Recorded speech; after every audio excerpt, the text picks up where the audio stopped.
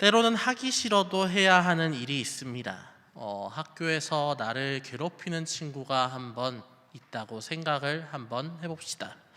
심심하면 나를 놀리고 눈치 주고 힘들게 하는 친구. 여러분은 그 친구와 아마 말을 섞기도 싫을 겁니다. 그런데 무조건 말을 섞기 싫다고 해서 말을 안 할 수는 없습니다.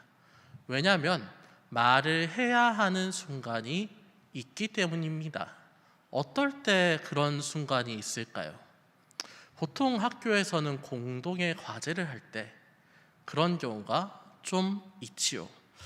조별 발표 같은 거 할 때 죽기보다 말하기 싫고 이제 같이 관계하기 싫어도 어쩔 수 없이 일적으로 말을 해야만 합니다.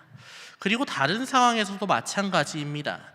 너무나 밉상인 학교 선배, 직장 상사 또는 절연한 친구, 같은 사람이더라도 함께 무언가를 해야 할 때가 분명히 생깁니다. 그럴 때 여러분은 어떻게 하시겠습니까? 하기 싫다고 해야 할 일을 하지 않으시겠습니까? 오늘 예수님께서도 이런 순간에 당도했습니다. 어떻게 보면 인간적으로 볼 때 죽기보다 하기 싫은 일을 이제 예수님께서는 하셔야 하기 때문입니다. 그래서 주님께서는 그때가 왔음을 유월절 식사를 통해서 알립니다. 우리 본문 12절입니다. 우리 12절의 말씀을 함께 읽겠습니다. 함께 읽겠습니다.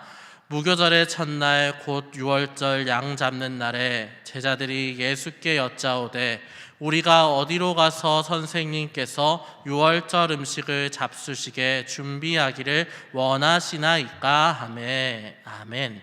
오늘 본문은 무교절 첫날 유월절 양 잡는 날의 이야기가 시작됩니다. 이때 유월절 식사를 준비하는 제자들의 모습을 보여주고 있지요.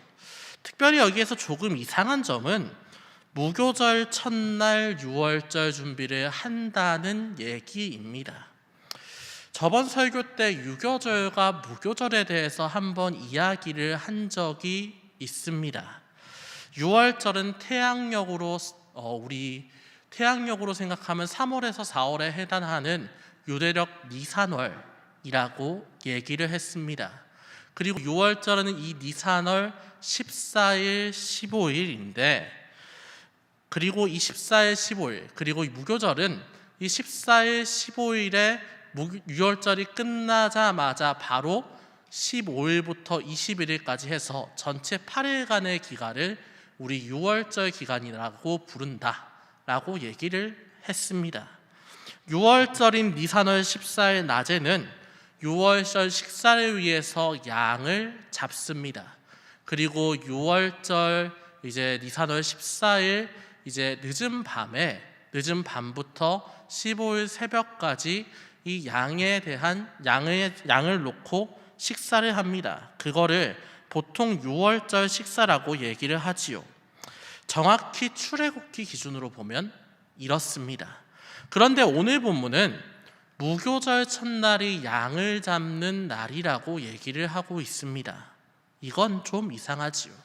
무교절 첫날이 아니라 유월절 첫날이 양을 잡는 날인데 유월절이 끝난 무교절 첫날에 양을 잡는다. 이것 좀 잘 이해가 안 됩니다. 하지만 좀 유연하게 보면 좀 이해가 가능합니다. 좀 융통성 있게 보면 이해가 가능합니다. 아까 얘기하지 않았습니까? 유월절과 무교절을 더해서 유월절 기간이라고 얘기를 한다고. 근데 이 기간을 유월절 기간이라고 통칭했다는 것은 결과적으로 유대인들 사이에서 유월절과 무교절의 구분이 좀 정확하지는 않았다는 얘기입니다. 쉽게 말해 무교절 첫날이라는 얘기는 유월절 첫날이라고 봐도 관계가 없다라는 얘기지요. 그래서 오늘 본문에서 이야기하는 무교절 첫날은 유월절의 첫날인 니산월 14일입니다. 그리고 본문은 제자들이 이날 주님께 이렇게 여쭤왔다고 말을 합니다. 주님, 우리가 어디에서 유월절 식사를 준비해야 할까요? 이 질문을 조금 바꿔서 얘기를 하면, 주님, 우리가 유월절 식사를 해야 하는데 먹을 장소를 알아봐야 하지 않겠습니까? 정도로 해석하면 됩니다. 출애굽기 기준으로 유월절 식사는 15일 새벽에 이루어져야 했지만 그거는 출애굽기 기준이고, 출애굽기 때는 한참 이제 탈출한다고 정신이 없지 않습니까? 그래가지고 밤에 막 식사하고 기념하고 그 다음에 이제 바쁘게 이제 탈출을 했어야 되는데, 이제 후대에 와서 유월절을 기념할 때 식사를 굳이 새벽에 하는 건 좀 힘들죠. 그러다 보니까 신명기쯤에 오면 이제 식사를 14일 날 낮에는 양을 잡고 15일 날 저녁에 유월절 식사를 해라, 이렇게 성경에 쓰여져 있습니다. 그래서 그렇기에 하루 전쯤에 보통 식사 장소를 잡아둬야 했습니다. 14일 날 양을 잡을 때쯤에는 그래도 이제 우리가 이 양 잡았으니까 이제 유월절 식사를 할 장소를 한번 알아보자 하고 물색하는 게 일종의 관례였습니다. 그리고 좀 빨리 그렇게 잡아야 했지요. 왜냐하면 유월절에는 수도 없이 많은 유대인들이 예루살렘으로 모여드니까요. 민족의 최대의 명절입니다. 이때 실제로 기록을 보면 기원후 66년에 요세푸스의 기록에 따르면 유월절에 잡힌 양만 25만 5,600마리라고 합니다. 양 한 마리가 보통 사람으로 치면 한 10명 정도가 식사할 때 양 한 마리를 소비하는데, 대충 곱하기 10을 하면 그 당시에 유월절 당시에 예루살렘에 모인 인구는 한 250만 정도 됐다는 얘기입니다. 물론 우리 현대사회에 서울 사는 여러분은 900만, 1000만 하는 도시에 살기 때문에 놀라지 않겠지만, 이때 예루살렘의 전체 인구가 12만입니다. 12만의 도시에 20배의 인원이 모였습니다. 인파가 붐비겠죠. 식사할 장소가 있을 것 같습니까? 없습니다. 거의 없습니다. 우리 보통 휴일 되면 친구하고 이렇게 놀러 나갈 때, 식사할 때 그래도 맛있는 집 식사 장소 잡지 않습니까? 예약하지 않습니까? 그때 예약 치열하지 않습니까? 여러분 캐치 테이블 열심히 누르잖아요. 사실 그거하고 마찬가지예요. 굉장히 어렵단 얘기예요. 일찍 장소를 잡아야 된다. 그래서 제자들이 예수님께 미리 얘기하는 겁니다. 그리고 주님께서도 이를 잘 알고 계셨지요. 그래서 이렇게 말씀을 하십니다. 13절과 14절의 말씀입니다. 우리 13절과 14절을 함께 읽겠습니다. 예수께서 제자 중에 둘을 보내시며 이르시되 성내로 들어가라. 그리하면 물 한 동이를 가지고 가는 사람을 만나리니 그를 따라가서 어디든지 그가 들어가는 그 집 주인에게 이르되 선생님의 말씀이 내가 내 제자들과 함께 유월절 음식을 먹을 나의 객실이 어디 있느냐 하시더라 하라. 아멘. 주님께서는 말씀으로는 참 명쾌한데 좀 의아한 해법을 제시하십니다. 두 명의 제자들에게 이렇게 말씀하셨지요. 성내로 들어가면 물 한 동이를 가지고 가는 사람을 만날 것이다. 그에게 우리 선생님께서 유월절 식사를 할 나의 객실을 찾는다라고 이야기를 하라. 그러면 예약이 끝날 것이다.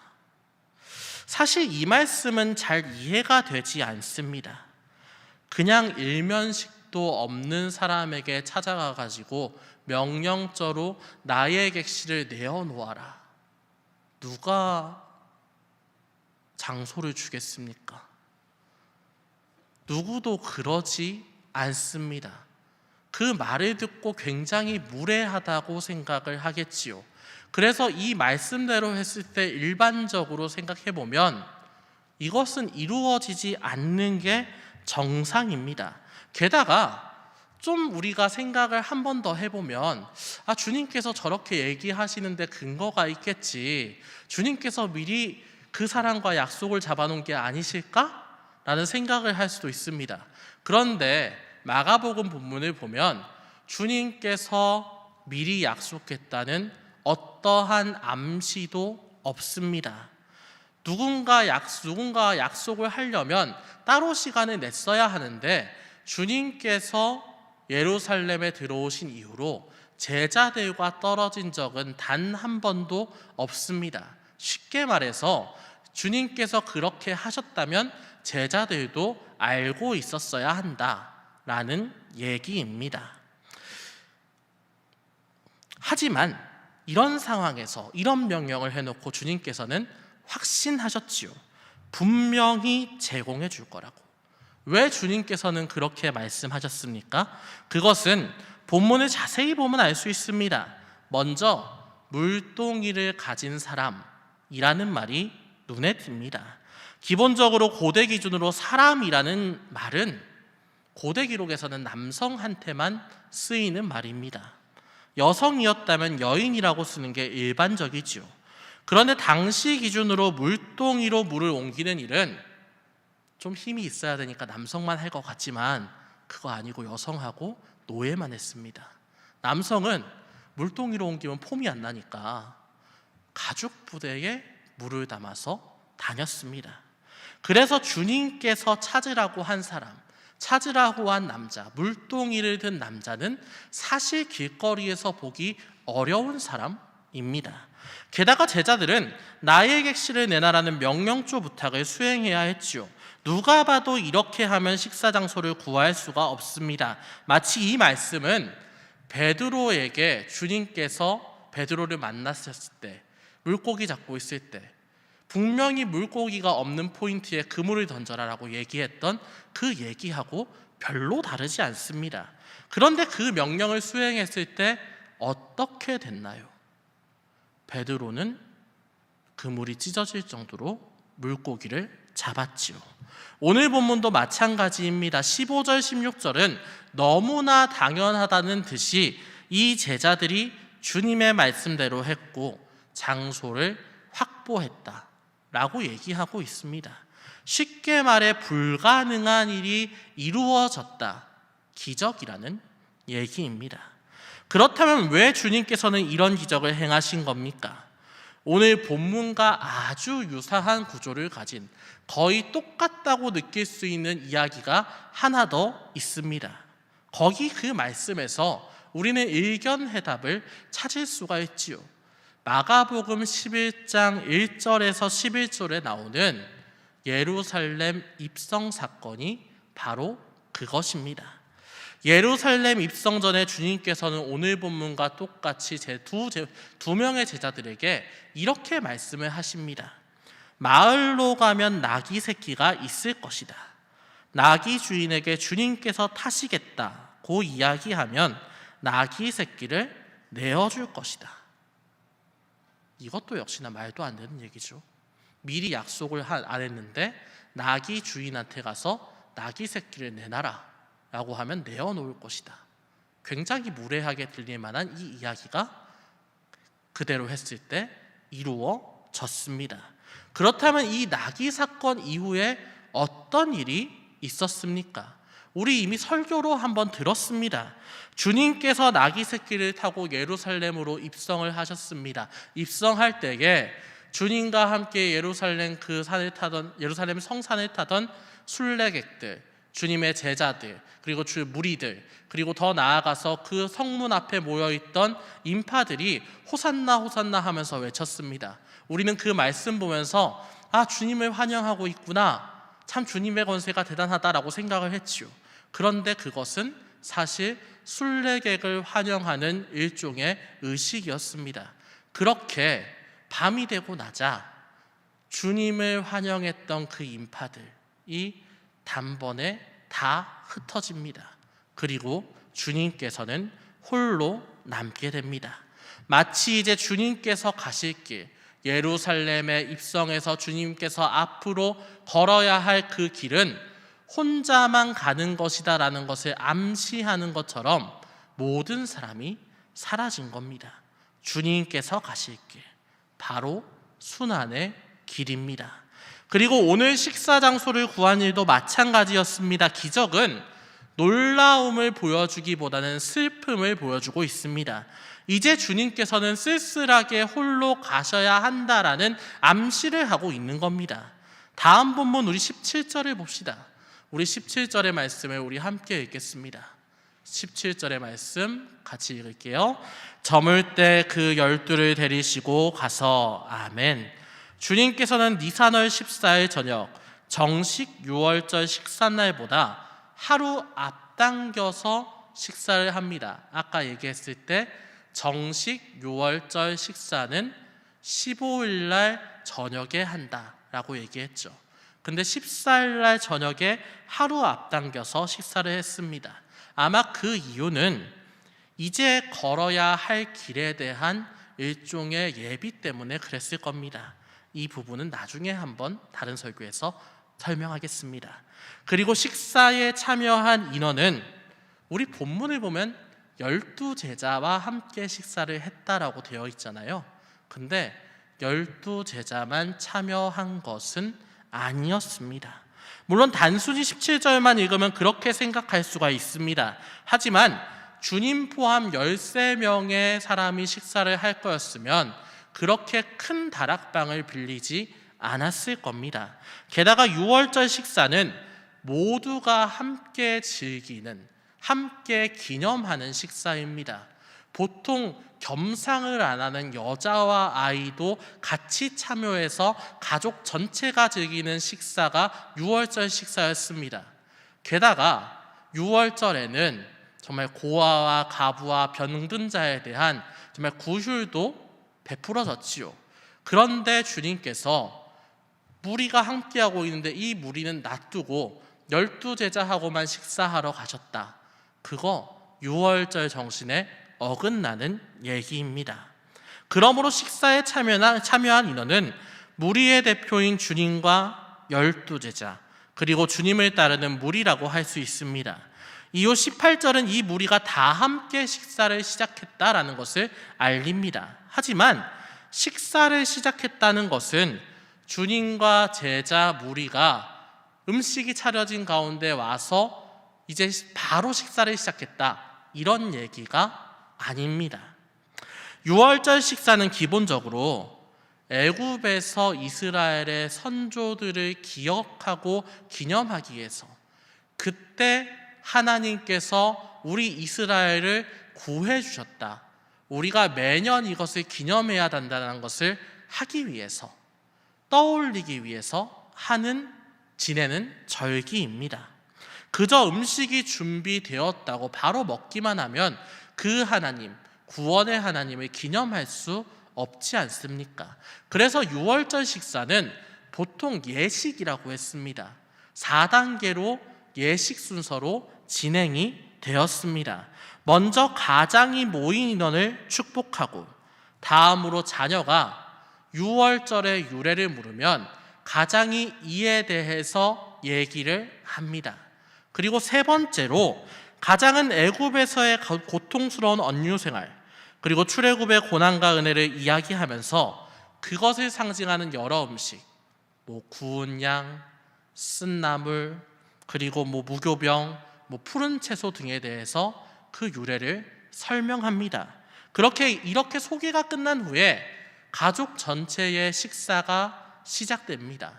그리고 그 식사는 이제 자정까지 보통 이어지고, 자정까지 식사가 끝나고 난 이후에는 이제 시편 116편과 118편을 낭송하고 마지막으로 하나님을 찬양한 후에 포도주를 한 잔 마시고 이 식사가 끝나게 됩니다.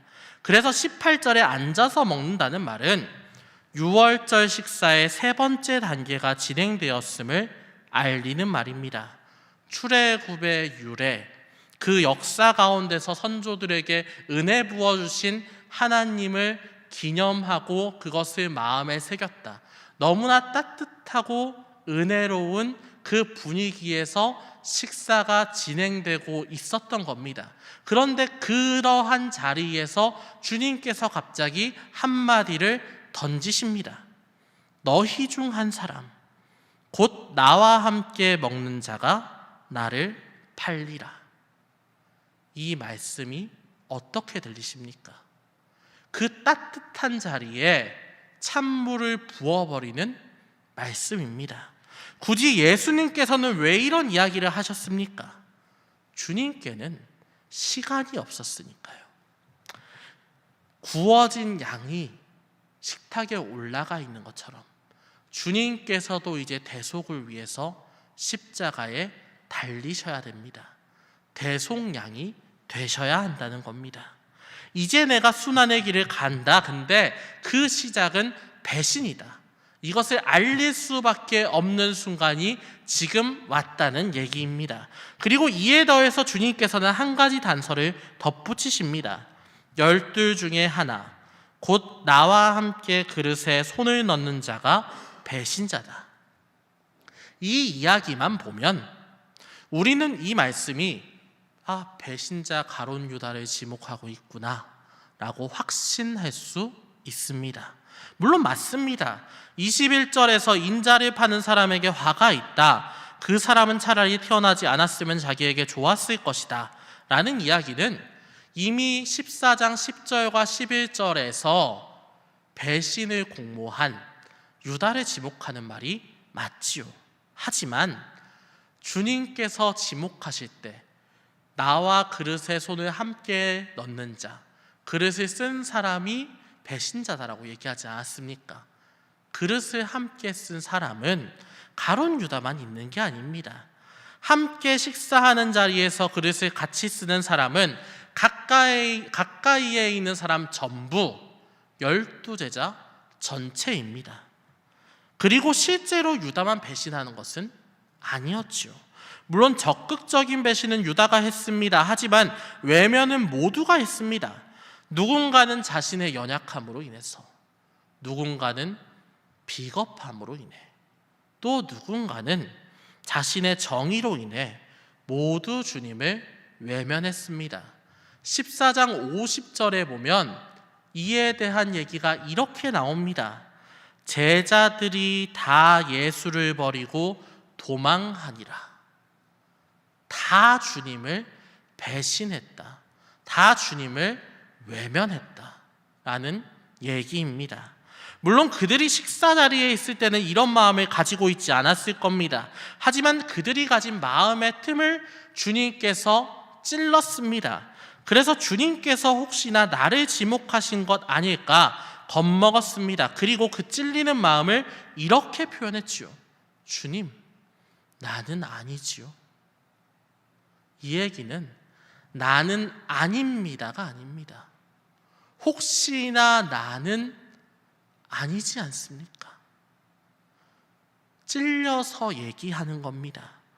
주님의 제자임을 자랑스럽게 여겼고 수의 제자가 되기 위해서 그렇게 티격태격했던 이 제자들이 모두가 주님을 배반할 것이다. 참 가슴 아픈 일입니다.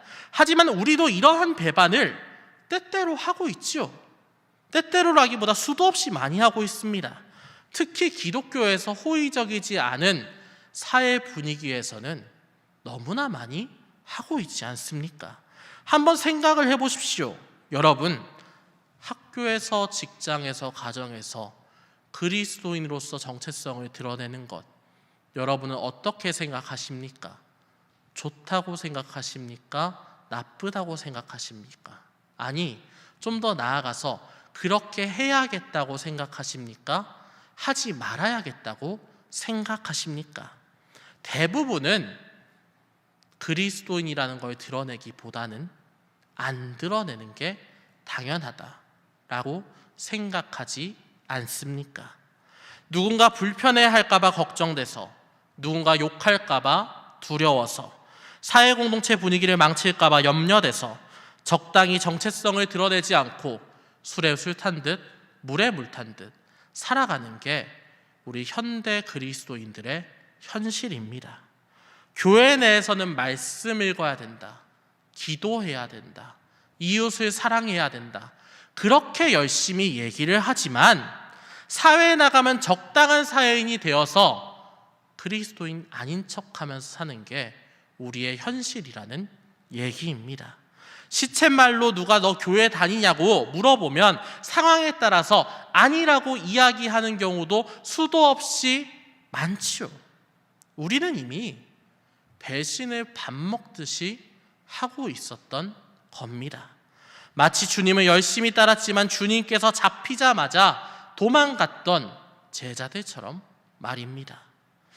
작년에 우리 나가사키 비전 트립 갈 때 우리 그 선교학교 하면서 그리고 그 이후에 침묵이라는 영화를 보고 그것을 이제 홍보 영상으로 만든 적이 있습니다.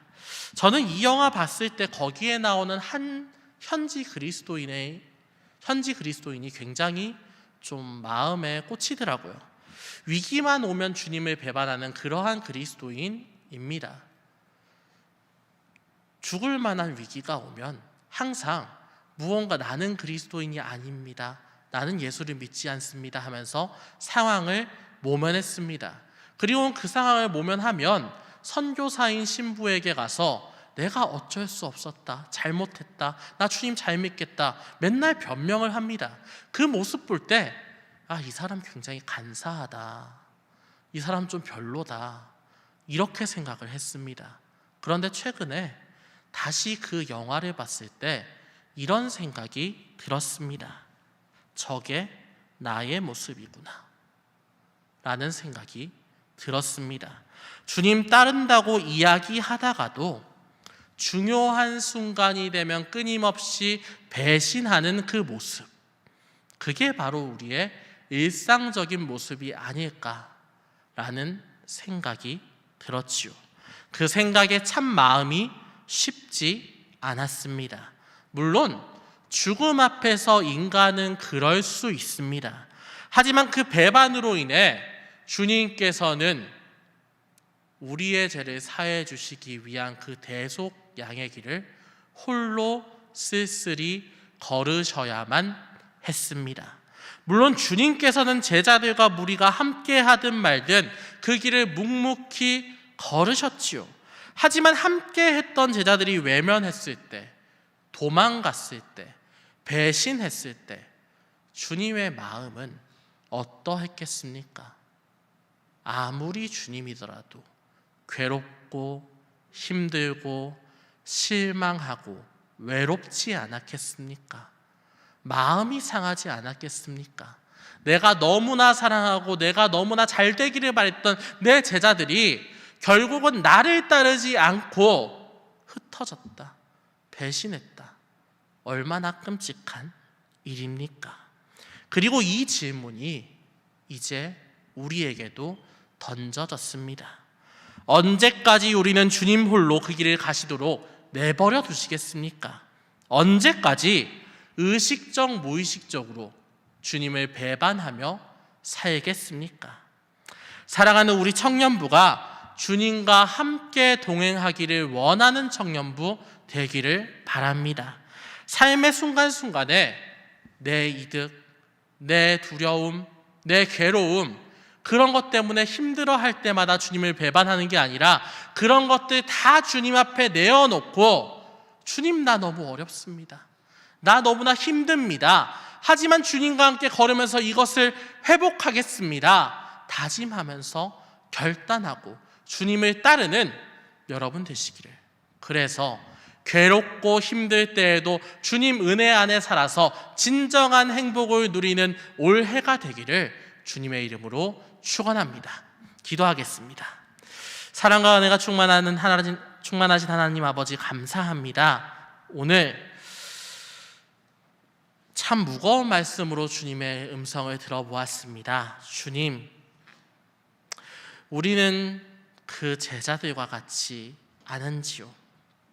세상을 살면서 그리스도인이라고 칭하면서 다니지만 실제로는 우리의 정체성을 숨기고 주님을 사랑하지 못했고 이웃을 사랑하지 못했고 더 나아가서 정말 아무것도 아닌 듯 살아온 게 우리의 현실이었습니다. 주님, 그러한 우리의 죄를 고백하며 나아갑니다. 주님께서 용서하여 주시옵소서. 이 시간 정말 결단하며 나아가기로는 온전한 그리스도인으로서 살 수 있기를 원합니다. 그저 나의 종교, 그리스도가 아니라 나의 삶이 그리스도, 나의 삶의 중심이 그리스도가 되어서 주님과 함께 동행하는 것을 최우선으로 여기고 어디서든 그리스도인으로서 살며 그리스도를 배신하지 않는, 아니 그리스도와 함께 하여서 결국은 천국 소망을 성취하는 우리가 될 수 있도록 주님께서 허락하여 주시옵소서. 2025년 한 해는 그러한 소망을 가지고 우리 청년부가 살 것을 믿사오며 거룩하신 우리 주 예수 그리스도의 이름으로 기도합니다. 아멘.